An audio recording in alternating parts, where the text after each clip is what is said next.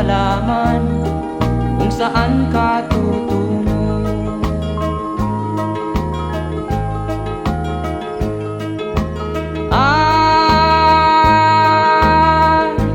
Kung nakamit mo na ang pangarap, di pa rin masiyahan ang nais mo'y madagdagan. Limot mo na ang iyong pinagmulan.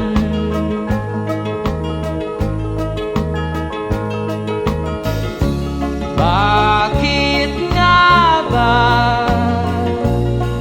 ganito? Ang tao'y walang kasiyahan.